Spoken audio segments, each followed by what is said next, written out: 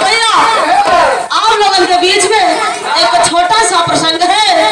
हमें आशा नहीं पूर्ण विश्वास है कि आप लोग के जरूर पसंद आई। 4 लाइन कवि जी भूमिका के भाव में लिखे। कैसे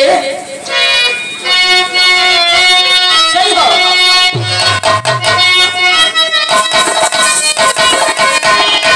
कि जब सिंहासन पर यासीन थे काशी नरे, उनके शासन में प्रजा सब खुशहाल थे।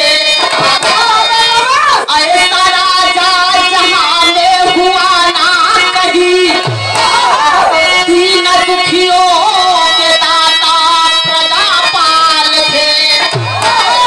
सोय रानी के साथ सजन कांच में, अर्धरात्रि में राजा एक देखा सपना।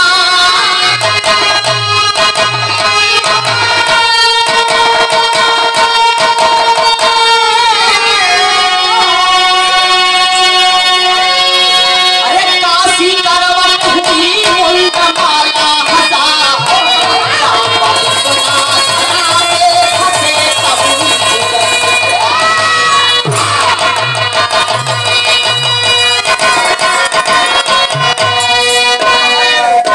भैया कहानी के समझला। राजा काशी नरेश, काशी के बड़े प्रसिद्ध राजा, जिनके शासन में किसी भी प्रकार का कोई व्यवधान नहीं था।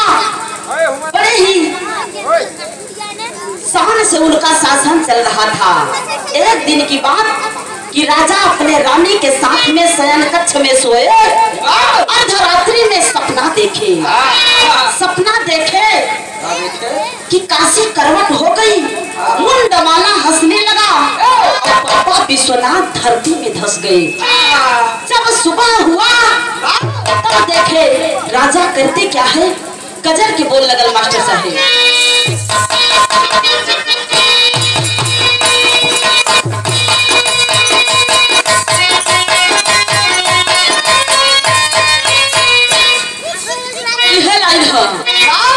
कोई मासूक अपनी मासूका को देख के कहता है कि ऐसा अरे ऐसा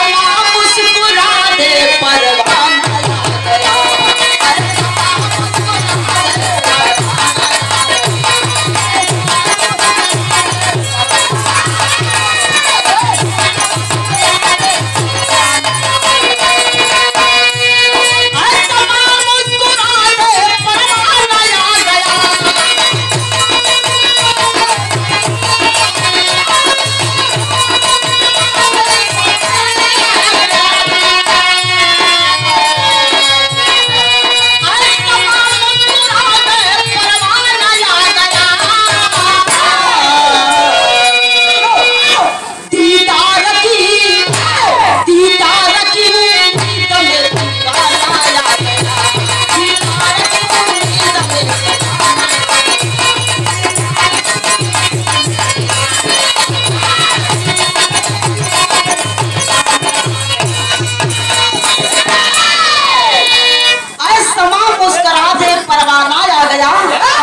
दीदार की उम्मीद से दीवाना आ गया। लेकिन गीत के लाइन में क्या बात है। अरे काशी नरे सब पूछते सपने का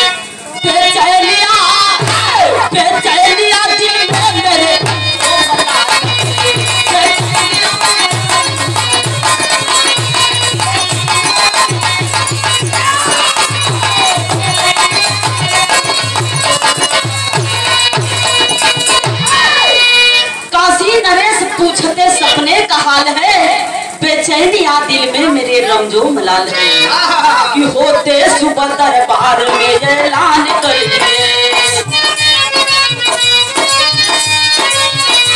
जिसने वक्ता से फरमान कर दिए।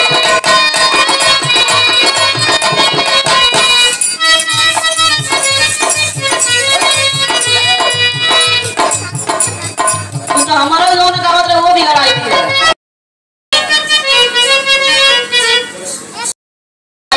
ऐलान कर दिए जितने छपे वक्ता से फरमान कर दिए। काशी हुई करवट विश्वनाथ कब हटे कब हटा मुंडा माला सब ही प्रजन जितने छपे वक्ता सभी खोजने मिलता न भेद हर तरह से सोचने लगे। बोलत लिए छठ मास की राजा यही भाती देना कोई पाएगा नहीं काऊ का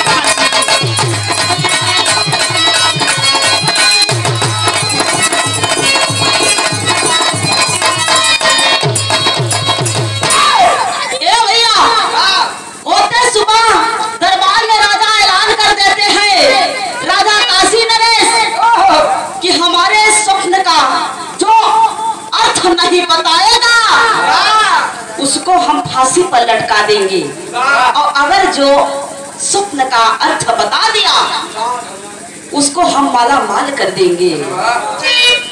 तो ए भैया जितने वेदवक्ता ज्ञानी बैठ के दरबार में सभी सोचने लगे कि किसी को भेद नहीं मिल रहा है कि आखिर इसका उत्तर क्या होगा।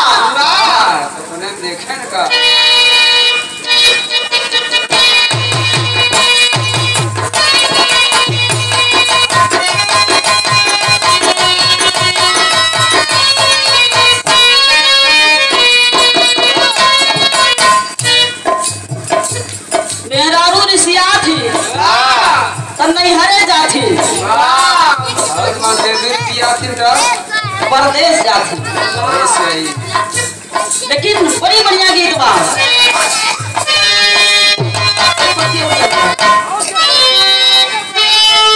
सही बात। अरे कमने करनावा अरे कमने करनावा अरे सहारा भाए पिया पपिया कबुलिया जहरा लागे पिया पपिया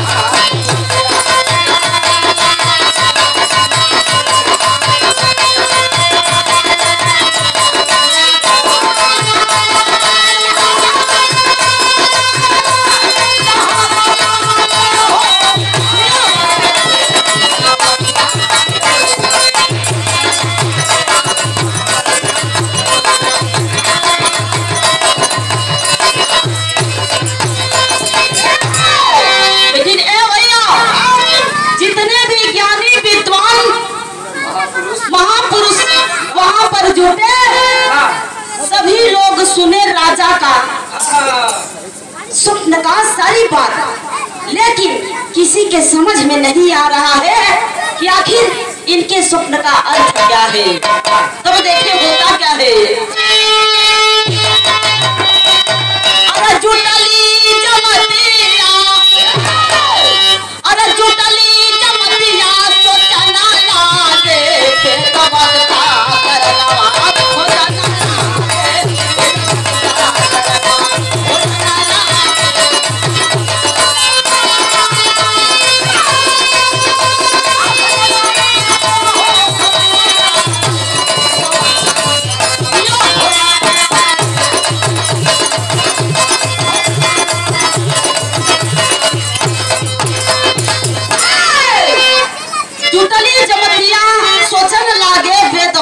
करनवा हो जाना खोजे लगे कि आखिर राजा के स्वप्न के का अर्थ बा।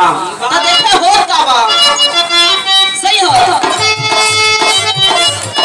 कुड़ी भी अयोध्या से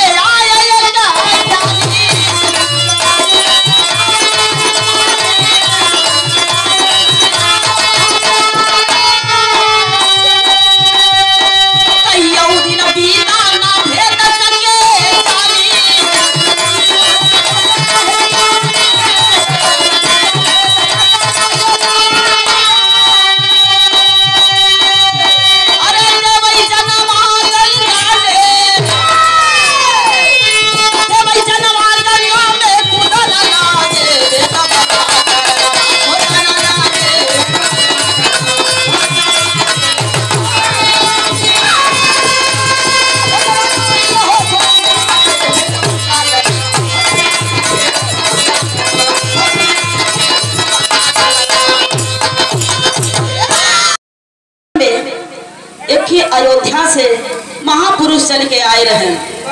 कईयों दिन बिता तो उनके समझ में नहीं आए। जब समझ में नहीं आए तो सोचने अगर हम ना बताई पाऊ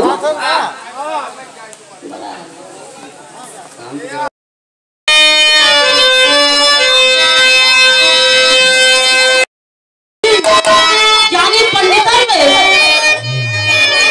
एक अयोध्या से महापंडित आए रहे।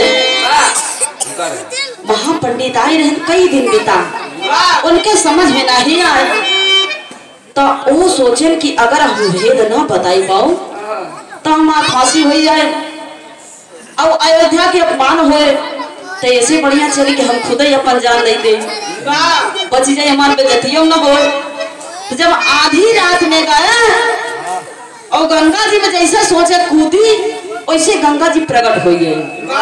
कहे अरे महाराज अरे क्या करत कहे का करी माई गंगा हमारे शोभा में बिघ्न डालता है महाराज। कहे कि सबसे बड़ा पाप तो करत आत्महत्या सबसे बड़ा पाप होत जान काहे देत दूसरे हत्या कई दी चले।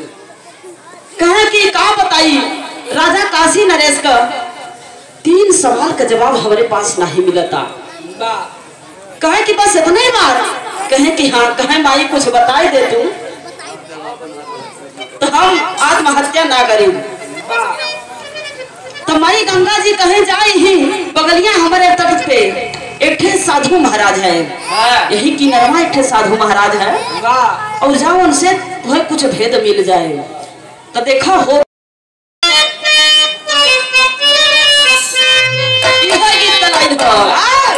कि हमारा सजनवा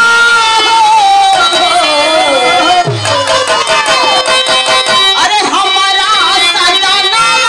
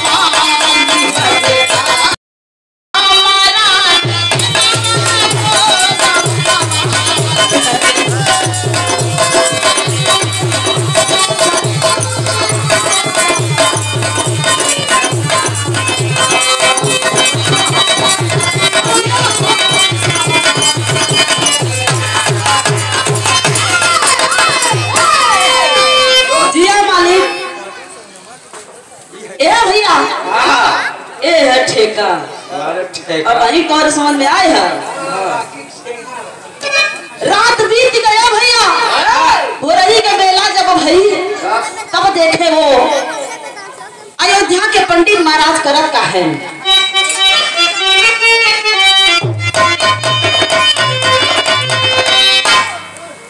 पकड़ लो हर बीती गई रैलिया हो अरे बीती गई रैलिया हो सरनिया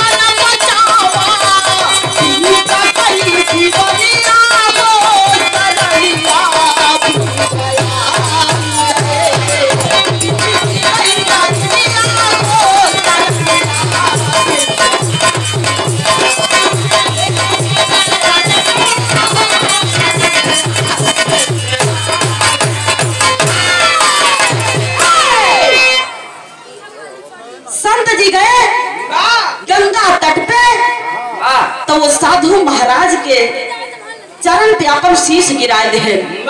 कहे हे महाराज अब तुम्हें दया करो, नहीं तो हमार सभे का पानी चल जाए, पानी चले जाए, मौत निश्चय बा।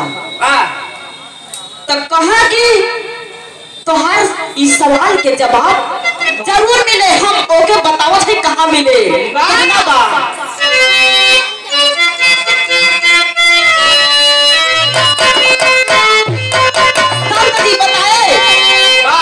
कहे चल जाए ही बगलिया वाले जंगल में, बगलिया वाले जंगल में जा, सियार और सियारिन, सियार सियारिन दोनों प्राणी वही हैं, वही अगर छिप के सुनबा तो के कुछ न कुछ उपाय और भेद मिल जाए। कहे ठीक बा, इतनी बात जब सुने हो तो वही जहाँ पर सियार और सियारिन दोनों बैठा है, बगलिया जाए के वही छिप के वही सुने लागे। जब सुने लागे तो देखा होगा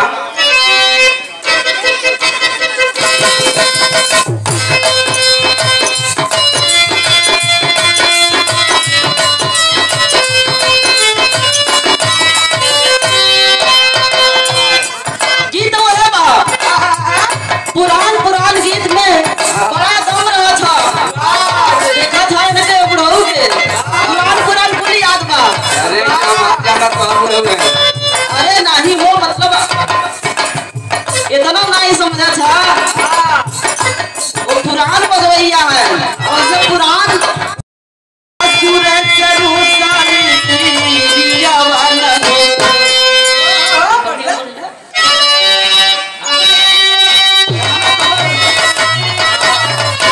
उसके बखान करके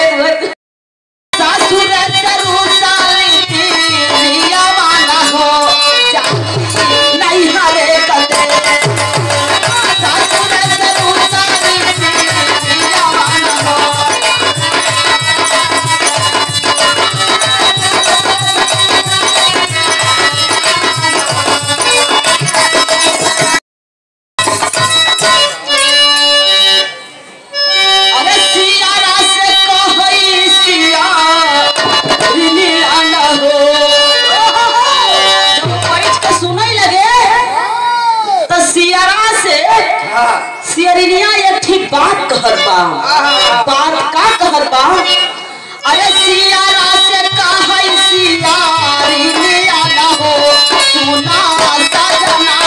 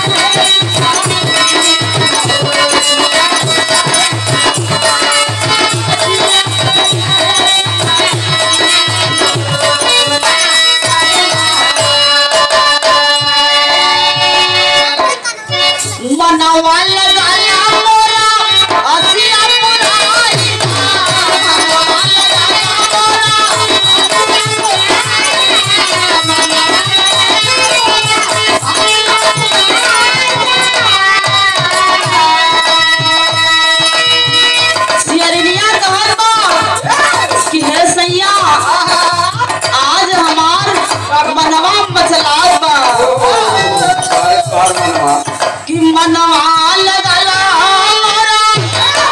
अरे असिया पुराइदा बार बार का हई हमके मसिया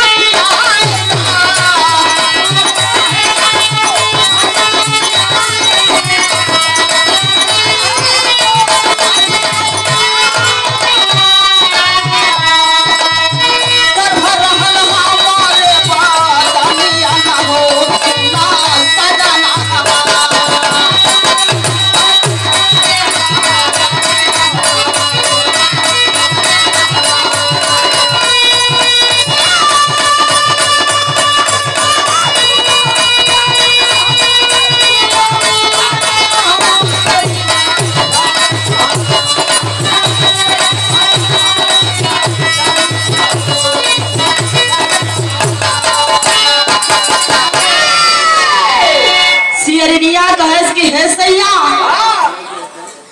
मनई उत्तम मनई के मांस हमार बड़ा मन करत बा खाई बदे। कहे काहे काहे हमार मनवा मचनात बा।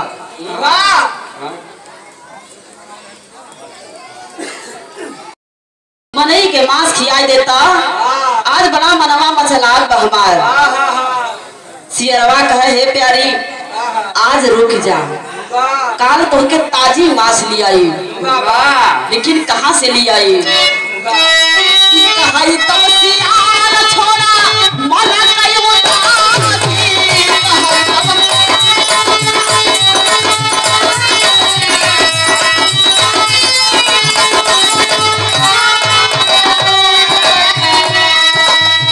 काला होया प्यारी सबा भीतर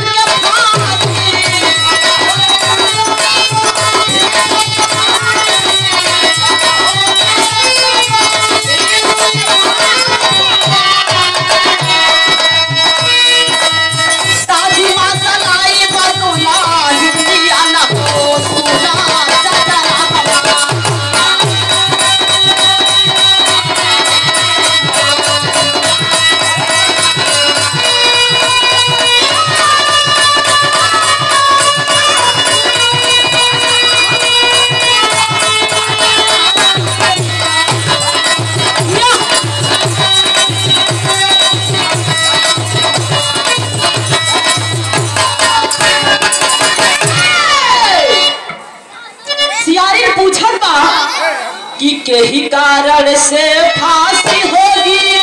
अरे पूछत मादी लगा बता दे सियार तब सुने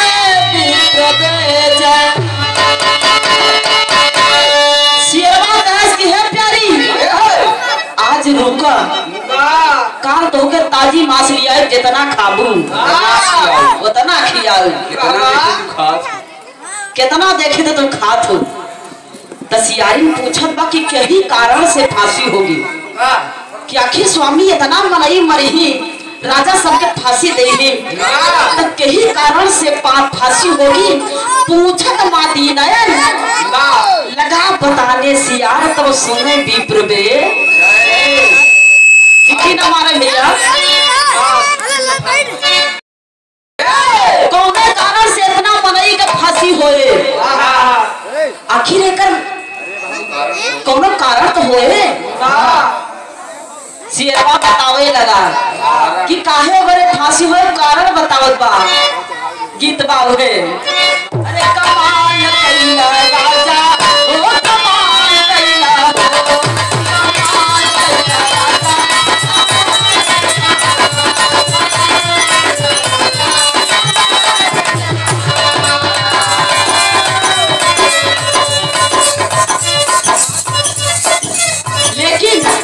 सियार बतावत बा आराम आराम से बतावत बा कैसे। सियार बोला बाबू हो सियार बोला बाबू सियार बोला बाबू सियार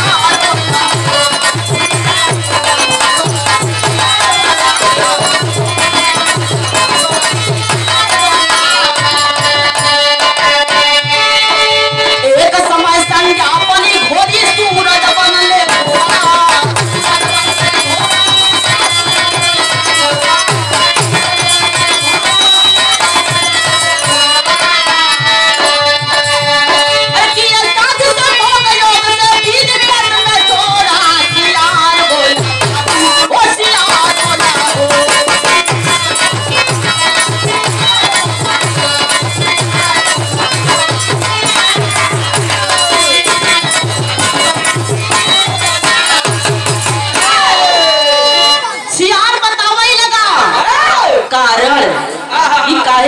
फांसी होए। पहला कारण बतावत बा कि हे प्यारी एक समय के बाद एक समय सूरज बने घोड़ा और संज्ञा बनी घोड़ी। दोनों जने पृथ्वी लोक पे आए बढ़िया जोड़ी और लगे हुए संभोग करे लगे। जब बीज खेत में छोड़ दिए तो ध्यान पड़ा। जब ध्यान पड़ा देखे तो होता बा अरे उसी जगह पर मगर ध्यान में बैठे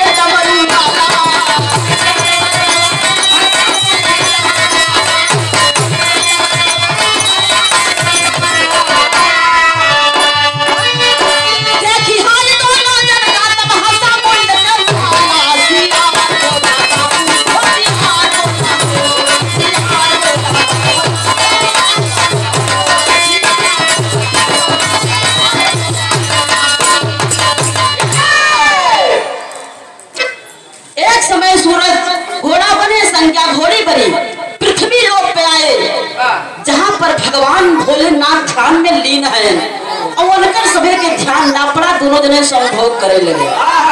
संभोग करे रे भैया तो भोलेनाथ आँखी बंद करके अपन ध्यान में लीन रहे।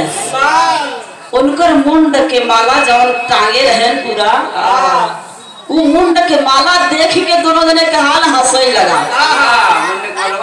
मुंड के माला वो हंसई लगा। जब हंसई लगा कहे अच्छा, तो उस समय में मुंड के माला हंसा रहा। दोनों जने के हाल देख के एक सवाल के जवाब मिल गया। लेकिन होता बा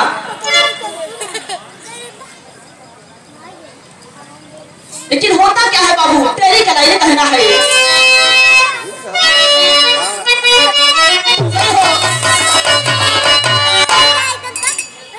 सेवाला शिव का नीचे धस गया। अरे सेवाला शिव का नीचे हो, सेवाला शिव का नीचे धस गया।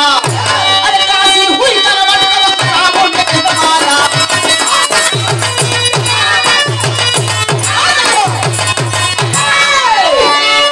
काशी हुई करवट को हंसा मुंड के माला। सेवाला शिव का नीचे धस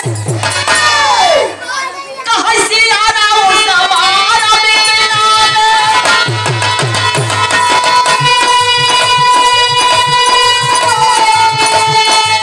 यारी अपया दे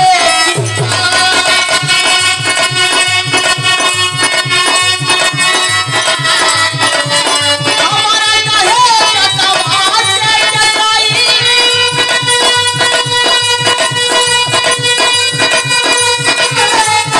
अरे बैठे दोनों आदमिया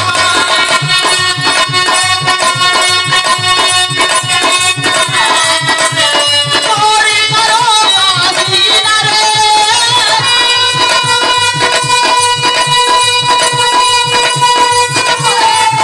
अरे ब्याह चले संग रही कमा।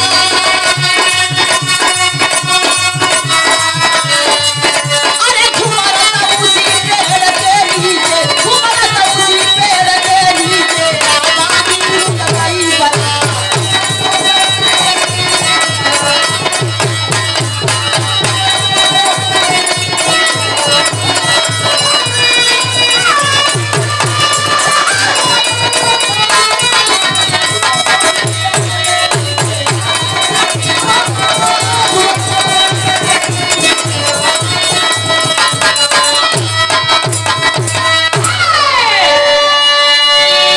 एक सवाल के जवाब तो मिल गया।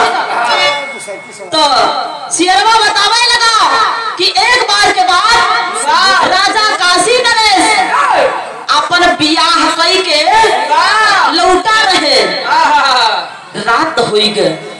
रात होई गए तो बरतिया के रुकाई दिले लेकर पेड़ के नीचे जब बरतिया रुक गए सोचन की थोड़ा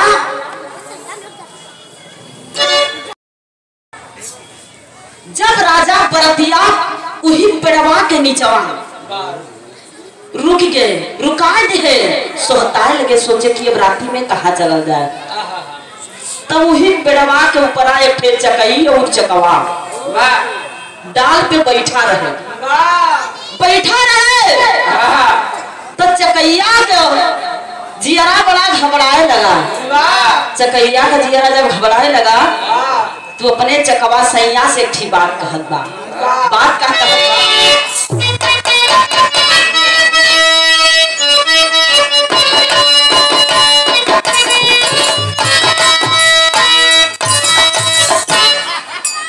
गीत वह बा पति बन लेवा करा। हां सही हो। बाजरे पथलिया बाजरे पथलिया बाजरे पथलिया बाजरे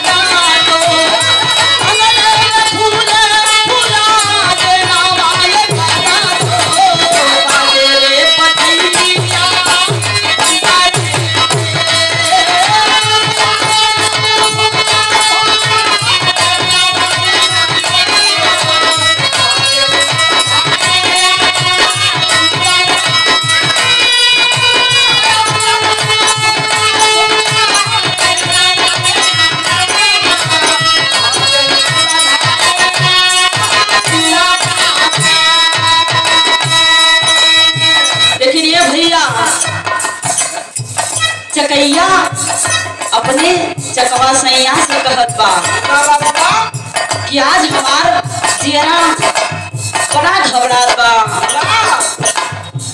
कैसे बीती रात की मैया सजाना, कैसे बीती रात की मैया सजाना, जहाँ ले जाताई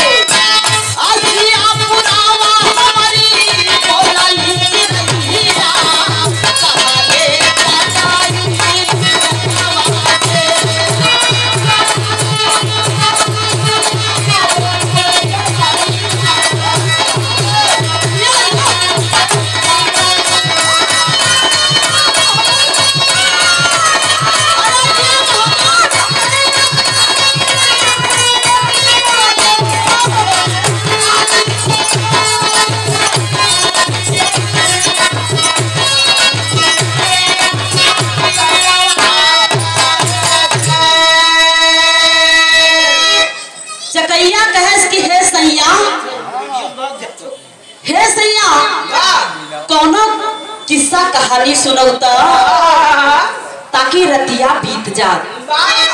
आज के रतिया बड़ी कठिन लागत बा, बड़ी कठिन लागत बा हे पिया, कोनो कहानी सुनौता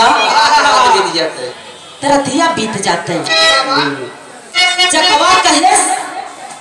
चकवा कहेस कि हे प्यारी आराम कर रच के, चकवा कहेस हे प्यारी आराम करो, हम तो के कोनो किस्सा ना सुनाई, जवन घटित होए वाली बा हकीकत सुनाओ, हकीकत तो का सुनाई। कहे कि कैसन पिया भविष्यवाणी कहे कि हाँ, कहे जो राजा काशी नरेश बरतिया लेके देखा रुका है, का करने वाला है, इनके ऊपर बड़ा ग्रह बा। कहे कैसा स्वामी, कहे हम जवन बतावे चलत हई, हम जवन बतावे चलत हई, हमार बात अगर क्यों सुनी ले, पहली बात तो क्यों पशु पक्षी की भाषा नहीं समझ पावत, अगर मान ल क्यों सुन लेस, सर्वभाषी होए, सुन लेस तो ठीक बा, लेकिन सुन के अगर दूसरे से बताई दे तो ओकर जान ना बची, वो पत्थर बन जाए। ए भैया, जब चकई और चकवा बतियात रहे तो वही राजा काशी नरेश का एक थी मंत्री जेकर नाम यूसुफ खान, वो पशु पक्षी के भाषा सुनत रहे ना समझत रहे। तो जब इतनी बात सुने हो तब ध्यान लगाई के सुने लगे कि आखिर ये दोनों बात क्या कर रहे हैं, क्या घटित होने वाला है। सुने लगे ए बाबू, तब देखा हो का बाप पपट के भाव कहना बा।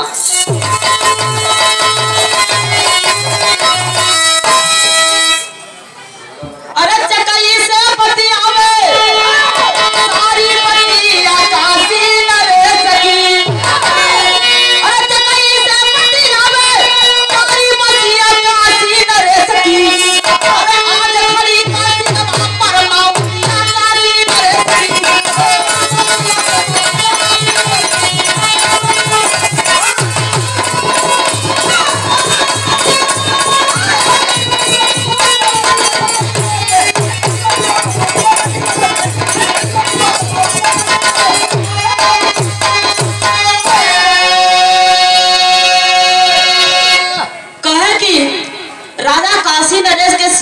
मौत नाचत बा, मौत नाचत बा। जैसे बताए ना कि वो सोचन कि अगर हम पानी में जाबई न करब मरबई न करब, तो यार देखे राजा के सिर पर मौत नाचत बा। तो बताओ बाकी कैसे कि होता सवेरे हाथी पर कर करी है धूप सवारी हो, अरे कुछ दूरी पे जाके गिरी है कर कोई यार तुम्हारी हो, अरे बिना पास में पहुंची तब परतिया काशी नरेश की, अरे गिरी के मरी है धूप परतिया काशी नरेश की। कहे हो सवेरे अगर हाथी पर राजा काशी नरेश सवार हुई ही तो वो हथिया पगलाई जाए, राजा के नीचवा गिराए के लतावा से धई के फाड़ दे, दाबी दे धरती में धंस जाई। कहे तो कहे कोनो उपाय, कहे मान ल के वो बचाए लेस, अगर केहू बचाए लेस तो राजा अपने जब किला वाले गेटवा के पास पहुंची ही तो गेटवा बन के ऊपर गिर जाए तो राजा धरती में धंस के मर जाई, उनकर मौत निश्चय बा। तो कहे अगर मान लो वहां से कोई बचाए ले, कहा जाता एक बार से 2 बार बच जाती, लेकिन तीसरी नहीं। तो कहे कि अगर 2 बार मान ले के बचाए ले और तीसरा ग्रह ऐसा बा कि क्यों ना बचाई पाए, कैसे अगर वहां से बचे भूमा आई सुहाग की बेला हो, चितसारी रानी के पास में अरे गई है भूम अकेला, अरे लगी वहां पर ना कवन जुगतिया काशी नरेश की, अरे नागिन से सुहाग वाली रतिया काशी नरेश।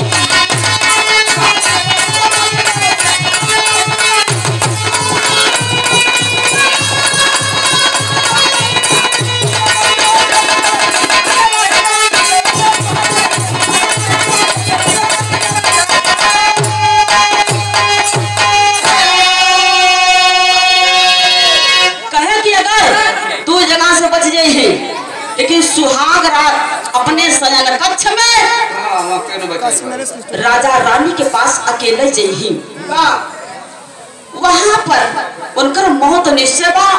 12 बजे रात नागिन निकले और राजा के दसले राजा के मौत हो जाए। अच्छा इतनी बड़ी ग्रह बा ए भैया। राजा का मंत्री यूसुफ खान जो कि राजा के परम मित्र भी थे, सोचे लगे कि वाह इतने दिन का हमार सेवकाई, इतना दिन हम उनकर राजा के सेवा की है, अगर हमारे रहते राजा के बाल भी बांका हो जाए तो धिक्कार बा हमार जिंदगी। तो देखे बाबू करत का है अल्लाह में कहना बा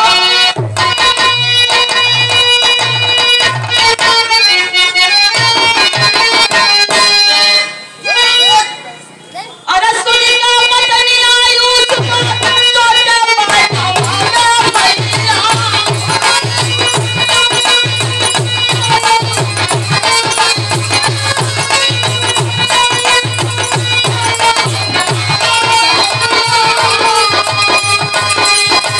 हमारे गीत का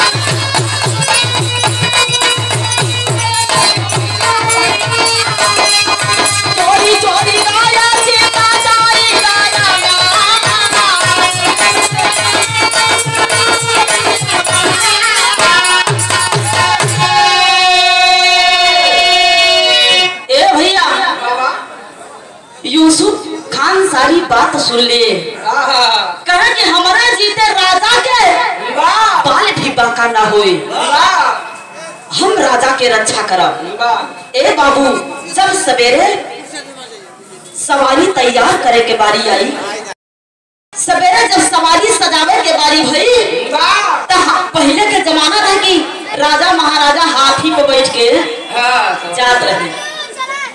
तो यूसुफ कहे कि हे राजा, तू हमके अपन मित्र मानत है, दोस्त मानत है? कहे कि हाँ।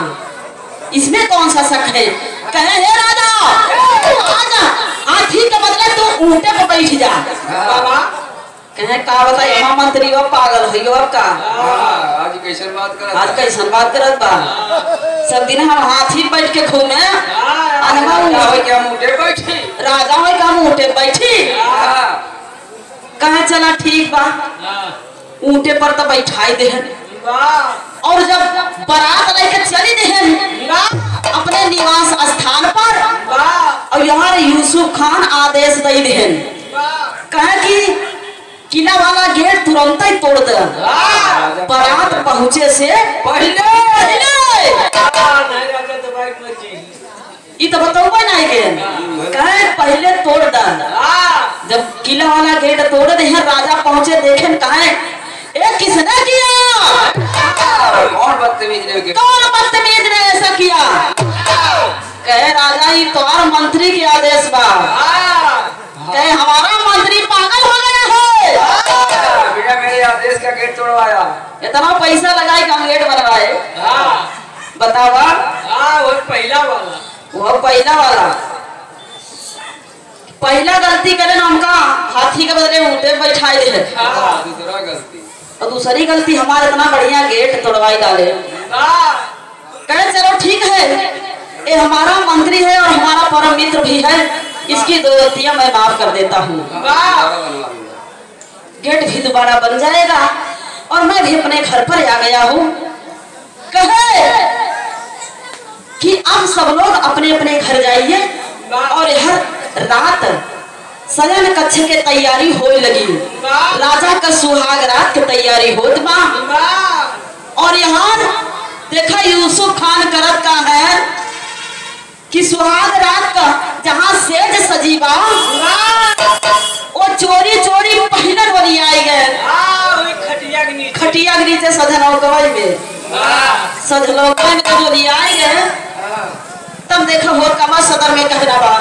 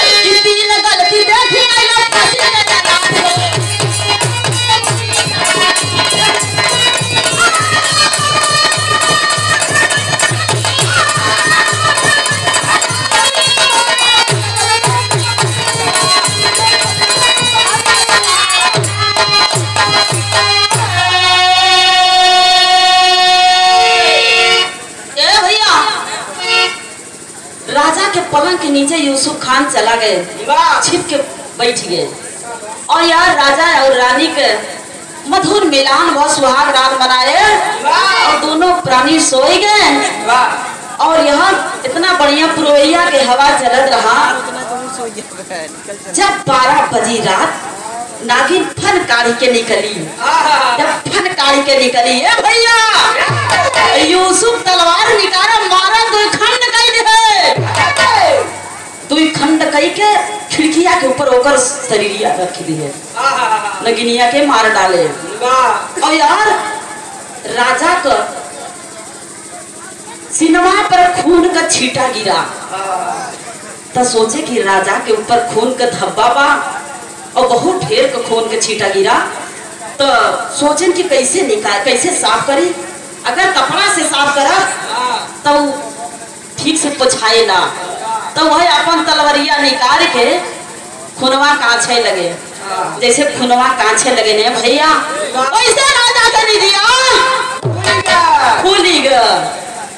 कहे कि हमारे शयन कक्ष में ये हमारा मंत्री क्या कर रहा है? सिपाहियों बुलाए और आदेश दे दिए कि हमारा मंत्री पागल हो गया है, इसकी हमने 2 गलतियां माफ कर दी, लेकिन ये तीसरी गलती है जो माफी के लायक नहीं है कि हमारे शयन कक्ष में ये क्या कर रहा है।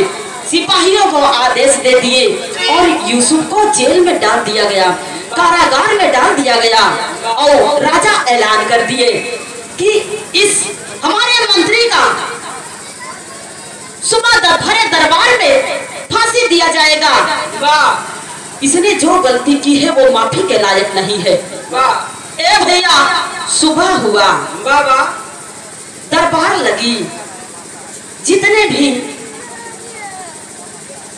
नगर के नर नारी सब जुट गए, देखने लगे कि आखिर जो राजा का परम मित्र हुआ करता था, मंत्री हुआ करता था, आज उसकी फांसी हो जाएगी।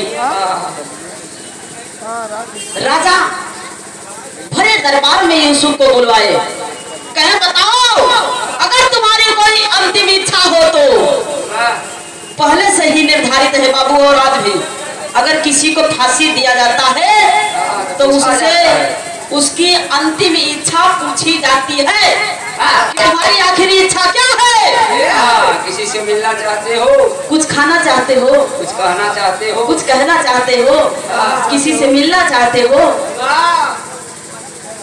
तो यूसुफ खान बतावे लगे, हे राजा हमके मौत ऐसो आवे के बा और वैसे भी आवे के बा, जब हम बतावे के ना चाहत रहे आज हम बताई, लेकिन हे राजा अगर हम बतिया के बताई दे तो हमारा जिगरा ना बचे, हम पाथर बन जाओ।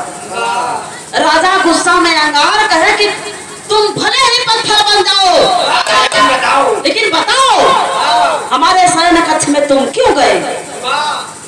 ये तीनों गलतियां तुमने क्यों किया? तो देखे भूत का बा खड़ी कराएंगे कहना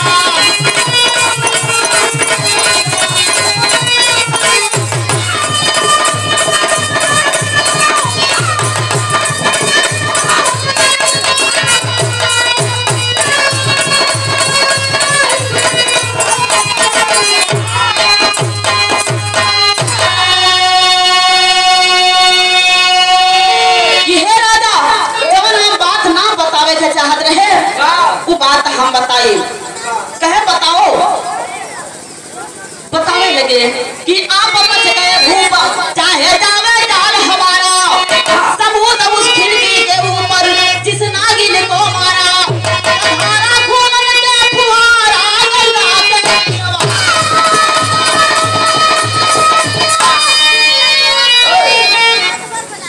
कहे कि राजन आप बच गए, भले ही मेरा जान चला जाए, लेकिन प्राण न जाने पाए, लेकिन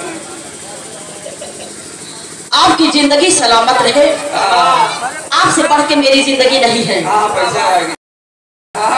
आप बच गए, भले ही हमारा जान चला जाए, मुझे कोई दिक्कत नहीं है। कहे कि अगर हम तोके ऊँटे पर ना बैठाई तो वो हथिया पगलाई जाए और तोके धके दबाई जाए तो हर मौत हो जाए। ई तोहरे ऊपर ग्रह रहा। और दूसरा ग्रह की किला वाला गेट अगर ना तोड़वाए हुई तोहरे ऊपर गिर जाए तब तू मर जाता। कहे तीसरा ग्रह की तोरे शयन कक्ष में अगर हम ना जाई तो नागिन निकला तो होगा डस लेते। अगर ना विश्वास हो चल के सबूत देख ला। वही खिड़की के ऊपर रखे है तू खंड कही के। ए बाबू जब तीनों बात बता दिए तो देखिए होता क्या है। अरे तीनों बात बता के पाथर में गंगा के बीचे देखी शर्म से विश्वनाथ तब धसे धरा के नीचे काशी करवट वही पहरावा गंगा के तीरवा। तीनों बात बता के पाथर हो गए गंगा के किनारे। शर्म से पापा विश्वनाथ धरती में धस गए। तो तीनों सवाल का जवाब मिल गए भैया।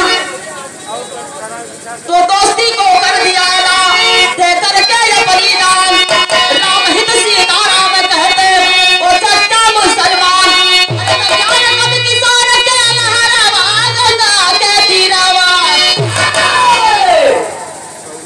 यही से बिरहा समापन बा कि सच्चाई में सबूत पाके राजा भइले